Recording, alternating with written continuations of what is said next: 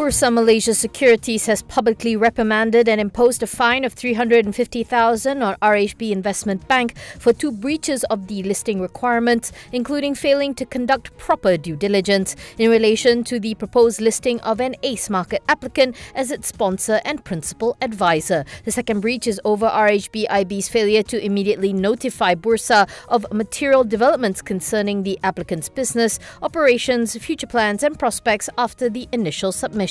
In the due diligence breach, Bursa said RHB IB had failed to make reasonable inquiries or consider all relevant matters to ensure there was no misstatement or material omission in the submission and disclosures made in the initial listing application and draft prospectus which were submitted to Bursa for the applicant. This resulted in a material omission pertaining to the advance/financing arrangement by the applicant with its major suppliers and the credit risk/recoverability of the advances to one major supplier that had been wound up prior to the initial submission. Bursa concluded that there was inadequate assessment by RHB IB on the applicant's internal controls and risk management systems. The regulator added that there were also numerous key shortcomings and deficiencies made in the draft prospectus, leading to Bursa's rejection of the proposed listing of the applicant. The regulator also highlighted that RHB IB only disclosed the material information in both breaches upon being queried by Bursa on the matter.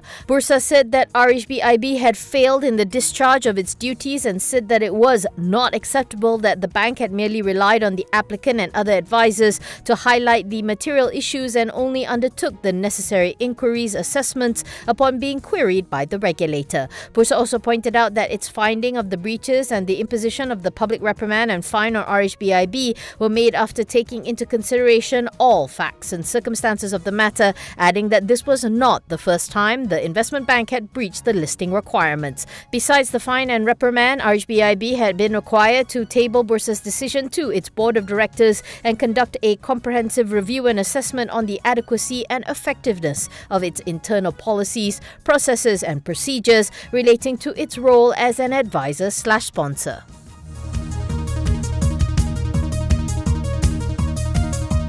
Malaysia's total property transaction value hit 85.37 billion, up 1.1% year-on-year, with more than 184,000 transactions recorded in the first half of 2023, says a report from the National Property Information Centre. During the launch of the NAPIC report, Deputy Finance Minister Wan Datuk Sri Ahmad Mazlan said the property market was stable in the first half, despite a number of headwinds such as inflationary pressures, which limited the sector's growth potential. He adds that the government is cautiously optimistic about the outlook for the second half, with the sector expected to continue its recovery momentum in line with economic growth and bolstered by initiatives and accommodative policies. Residential property saw 114,973 transactions worth 44.78 billion in the first half, contracting slightly by 1% in volume and 1.8% in value from a year ago. Homes in Kuala Lumpur, Penang, Johor and Selangor accounted for about half the total volume. Meanwhile, 17,602 transactions were recorded by the commercial property segment, totaling 16.76 billion, up 16% in volume and 19.5% in value. The number of new residential property launches fell significantly by 50.2% to over 16,000 units during the period, from 33,205 units a year ago. Residential property overhang recorded an improvement, with a total of 28,286 overhang units worth 18.3 billion recorded in the first half, down by 5.3% in volume and 0.6% in value against the same period last year. However, the outlook for the office sector remains challenging due to high vacancy rates, with the still significant amount of unoccupied office space in the country, indicating an imbalance between supply and demand in the market, according to the minister. He adds that despite an improvement in occupancy rates, there was 5.06 million square meters of vacant office space, more than half of which was situated in Kuala Lumpur.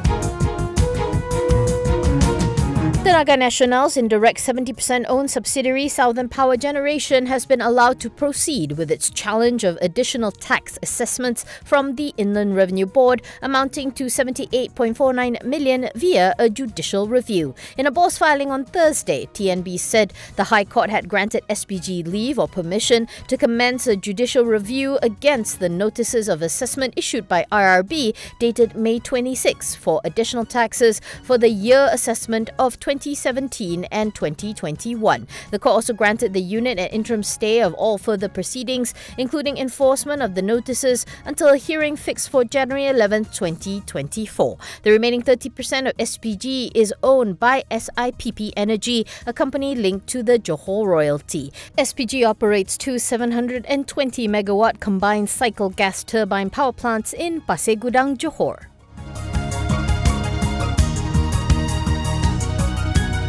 Property developer Sunsuria has partnered with Australian integrated cancer care provider Icon Group to set up and operate oncology centres in the country. In a BOS filing, the group said its wholly owned subsidiary Sunsuria Healthcare inked a shareholders agreement with Icon Asia Holdings to form a joint venture company called Icon Sunsuria. According to Sunsuria, the JV is focused on the setup and operation of oncology daycare centres and radiation oncology services, as well as the management of such centres for third parties with a focus on Malaysia. Icon holds 70% in the JV, Sunsuria holds the rest. Sunsuria says the JV is expected to enhance future profits of the group. Sunsuria is principally involved in property development, construction and healthcare businesses. According to the group, Icon is Australia's largest dedicated cancer care provider and has expanded to Singapore, China, Hong Kong and New Zealand.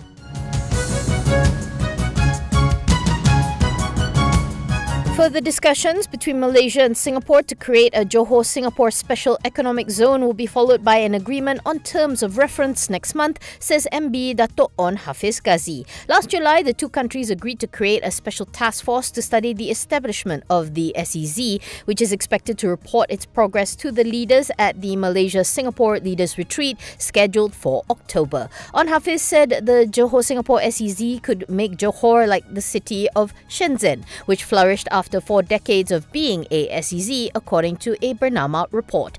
He notes that in just 4 decades, Shenzhen has changed from a small city with a population of around 300,000 people to a high-tech international metropolis with a population of over 17 million people. However, On Hafiz says that the matter definitely requires help and cooperation from all parties, from the Singapore government as well as the Malaysian federal government.